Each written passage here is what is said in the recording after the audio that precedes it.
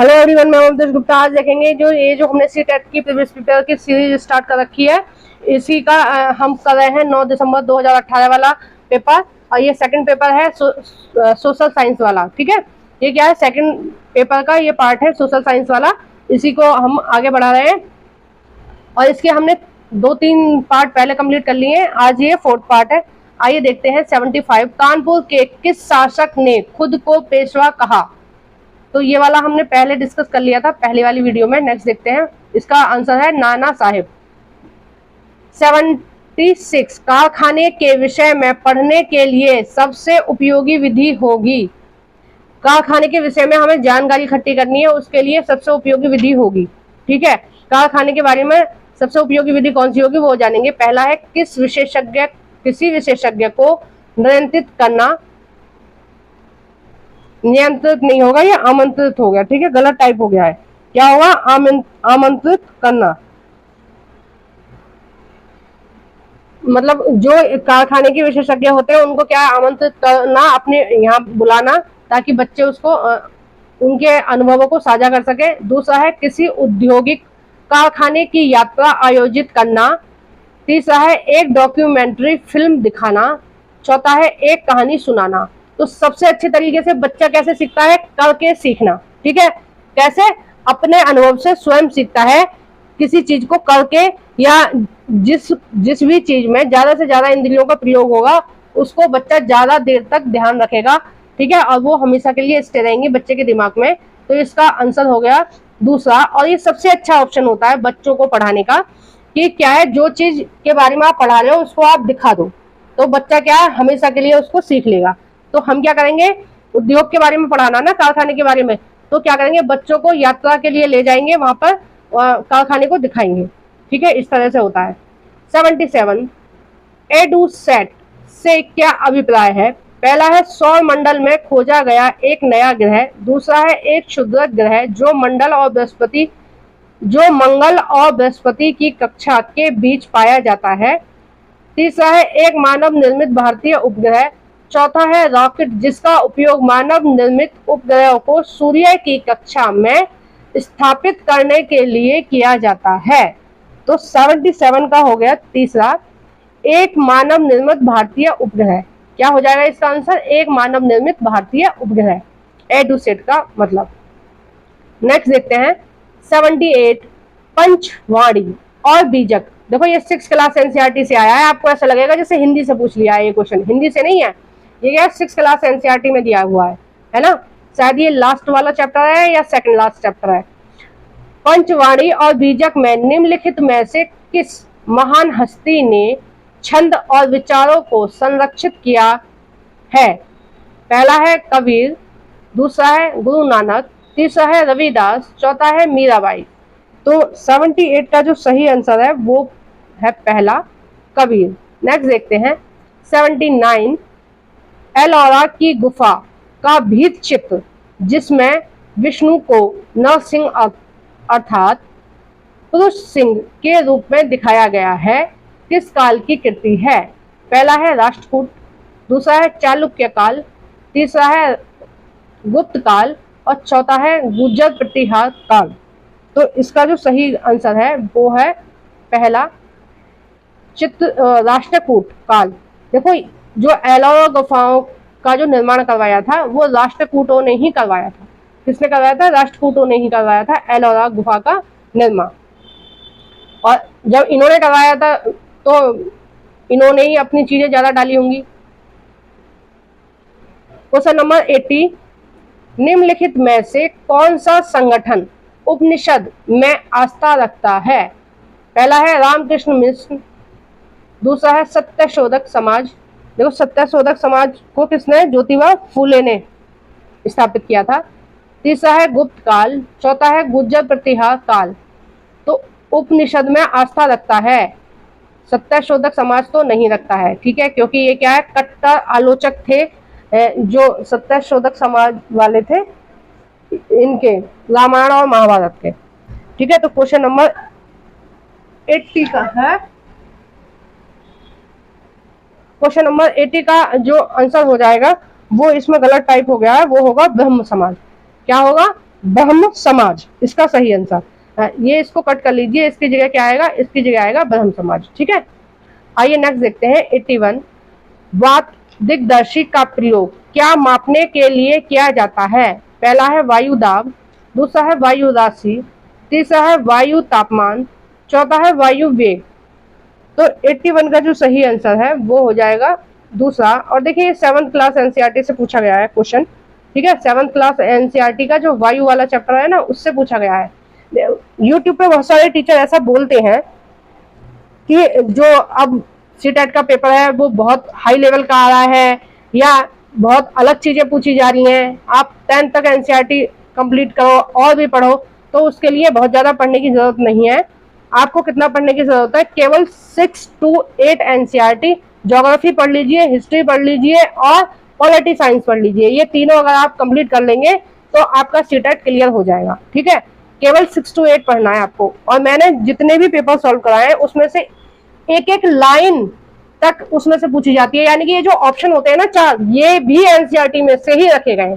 ठीक है, तो इसी को देखते हुए मैंने अपने चैनल पे एक क्वेश्चन आंसर सीरीज चला रखी है एनसीईआरटी की। तो आप देख सकते हैं 7-8 मिनट की एक वीडियो होती है, उसमें क्या है मैं पूरे की पूरे चैप्टर को कंप्लीट करवाती हूँ। तो आप चाहो तो मेरी वीडियोस को देख सकते हो। वो चैप्टर वाइज जो अलग अलग चैप्टर की अलग अलग क्वेश्चन आंसर वीडियो मैंने बनाई है, वो पूरी की पूरी एक सीरीज चला रखी है, तो आप जाकर देख सकते हैं। इसी तरह के आपको क्वेश्चन मिलेंगे, वो क्या मिलेंगे, वो चैप्टर वाइज मिलेंगे। नेक्स्ट देखते हैं 82। वायुमंडल की निम्नलिखित में से कौन सी परत रेडियो किरणों के संचारण में मदद करती है? पहला है मध्य मंडल, दूसरा है बाह्य मंडल, बाह्य वायुमंडल, तीसरा है बहिर्मंडल, चौथा है समताप मंडल।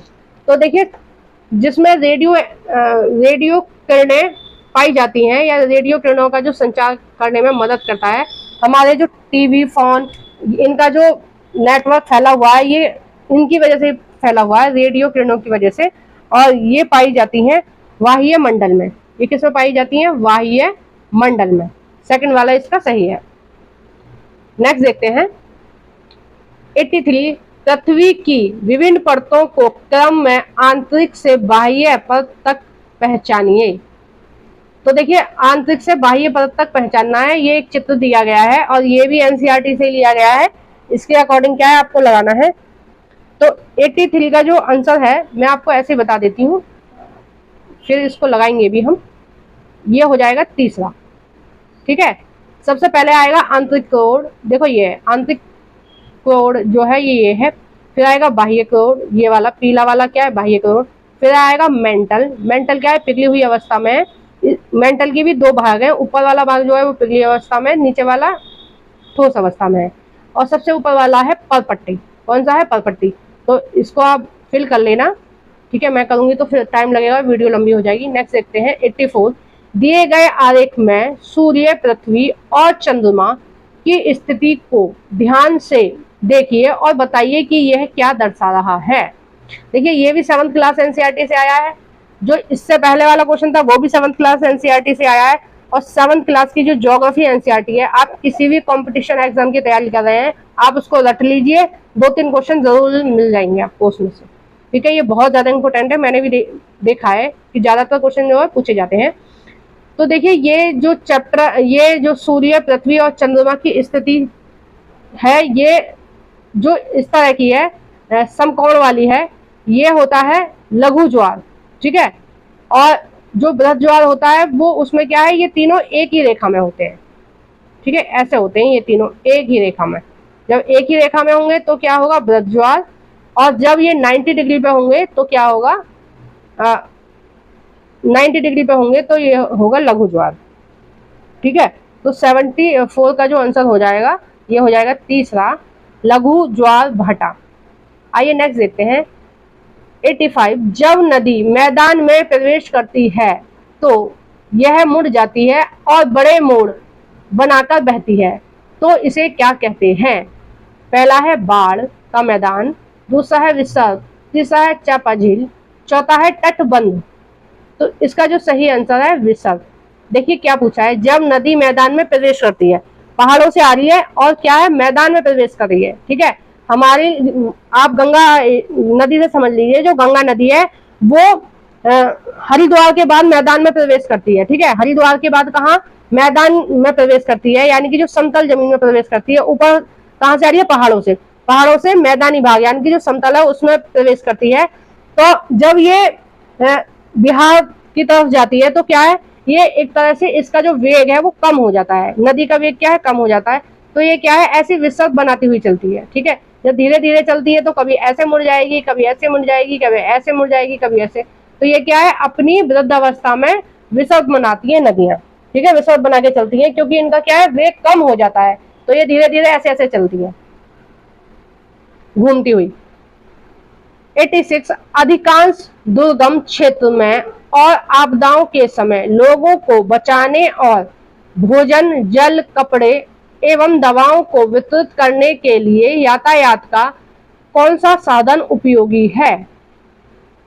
देखिए, कोई भी आपदा आ रही है, मान लीजिए बाढ़ आ गई है या कहीं पे कोई बीमारी फैल गई है, जैसे कोरोना फैल गया था, है ना। कोरोना में क्या है, ये दवाई वगैरह या कोई भी सुख सुविधाएं एकत्रित करने में बहुत प्रॉब्लम हो रही थी, या कहीं बाढ़ आ गई है, कहीं भूस्खलन हो गया है ना। तो वहां पर क्या है, ये जो रोजमर्रा की चीजें इनको जुटाना भी मुश्किल हो जाता है। तो उसके लिए आप यातायात का कौन से साधन का प्रयोग करेंगे और वो बेस्ट रहेगा। ठीक है, 86 में देखेंगे, पहला है रेल मार्ग। ठीक है, रेल वगैरह तो बंद हो जाती हैं, अब बाढ़ आ रही है तो रेल बंद हो जाएगी। ठीक है, पटरियों खाली नहीं मिलेंगी। सड़क मार्ग भी कई बार बंद हो जाता है। जल मार्ग, हर जगह जल मार्ग का इस्तेमाल नहीं कर सकते हैं, पहाड़ी इलाकों में कैसे करेंगे जल मार्ग का इस्तेमाल। तो सबसे अच्छा क्या है, वायु मार्ग, यानी कि प्लेन में सामान आप भर के ले जाइए और जहां कोई भी आपदाएं आ रही हैं, दुर्घटना हो रही है, वहां से क्या है, वहां पर सामान आराम से आप छोड़ दीजिए, बहुत जल्द से जल्द काम हो जाएगा। जितना भी राहत और बचाव का कार्य होता है बाढ़ वगैरह में, या कहीं ज्यादा कुछ भी घटना हो जाती है, कोई बीमारी फैल जाती है, तो किसका योग करते हैं, वायुयानों का प्रयोग करते हैं। कोरोना काल में भी जो दवाइयां भारत ने दूसरे देशों को पहुंचाई, जो गरीब देश है उनको पहुंचाई, फ्री में दी थी कुछ दवाइयां, तो वो कैसे पहुंचाई थी, वायुयान के द्वारा पहुंचाई थी। अगर जल मार्ग के द्वारा पहुंचाते तो कई महीने में पहुंचती, जब तक तो जन कितने लोग मर जाते कोरोना में। तो हमने किससे पहुंचाई थी, वायुयान से। ठीक है ना, तो जल्द से जल्द मदद हो जाती है। 87 भूगोल की वह शाखा जो विशिष्ट मानव जनसंख्या की संरचना, ये संरचना होगा, के विषय से संबंधित है कहलाती है। पहला है जैव भूगोल, दूसरा है जनसंख्यांकी, तीसरा है मानव भूगोल, चौथा है नागरिक भूगोल। तो जनसंख्या की बात चल रही है, जनसंख्या की संरचना की बात चल रही है। ठीक है ना, तो 87 का जो सही हो जाएगा वो हो जाएगा दूसरा, जनसंख्या की। नेक्स्ट देखते हैं, बस 3 क्वेश्चन और रह गए। 88 अभिकथन, पहला है सूर्य गुजरात में अरुणाचल प्रदेश से लगभग 2 घंटे बाद अस्त होता है। ठीक है, कारण अरुणाचल प्रदेश गुजरात की तुलना में उच्च अक्षांश पर है। तो देखिए, जो पहला कथन है वो तो एकदम ही सही है कि क्या है, एकदम सही है कि ये क्या है, 2 घंटे का अंतर है, क्योंकि जो अरुणाचल है वो इधर है, पूर्व में है, और जो गुजरात है वो क्या है, पश्चिम में है। ठीक है, भारत की दिशा क्या है, देखिए यहाँ क्या है, अरुणाचल प्रदेश है, आप देख पा रहे होंगे, इधर अरुणाचल प्रदेश। ठीक है, ग्रीन वाला अरुणाचल प्रदेश है, और गुजरात कहाँ है, ये। तो ये जो अरुणाचल प्रदेश है वो एकदम हमारा पूर्व वाला पॉइंट है, और ये एकदम से पश्चिम वाला पॉइंट है। तो इन दोनों के टाइम में कितना अंतर होता है, 2 घंटे का अंतर होता है। ठीक है, और दूसरा भी सही है, अरुणाचल प्रदेश गुजरात की तुलना में उच्च अक्षांश पर है, लेकिन इसका जो रिलेशन है इस वाले से नहीं बैठ रहा है, क्योंकि यहाँ तो बात हो रही है अक्षांश की। ठीक है, और जो टाइम का निर्धारण कौन करता है, वो करती है देशांतर रेखाएं। टाइम का निर्धारण कौन करती है, देशांतर रेखाएं। लेकिन यहाँ इन्होंने बोल दिया उच्च अक्षांश, यानी कि ऊंचे वाले अक्षांश। ठीक है, अरुणाचल प्रदेश तो देखिए, अगर आप देखेंगे बराबर में देखेंगे तो अरुणाचल प्रदेश आपको ऊंचे अक्षांश पे लगेगा, और गुजरात आपको नीचे वाले अक्षांश पे लगेगा। ठीक है, निम्न अक्षांश पे लगेगा। देखिए टेढ़ी आ रही है ना ये रेखा, तो ये ऊंचा है, ये नीचा है। तो बात तो दोनों ही सही है, ऊपर वाली भी नीचे वाली भी, लेकिन उच्च अक्षांश का इस वाले क्वेश्चन से रिलेशन नहीं है, क्योंकि ऊपर वाले अक्षांश में कहीं ना कहीं देशांतर की बातें हो रही है, क्योंकि देशांतर से ही क्या है, समय का निर्धारण होता है।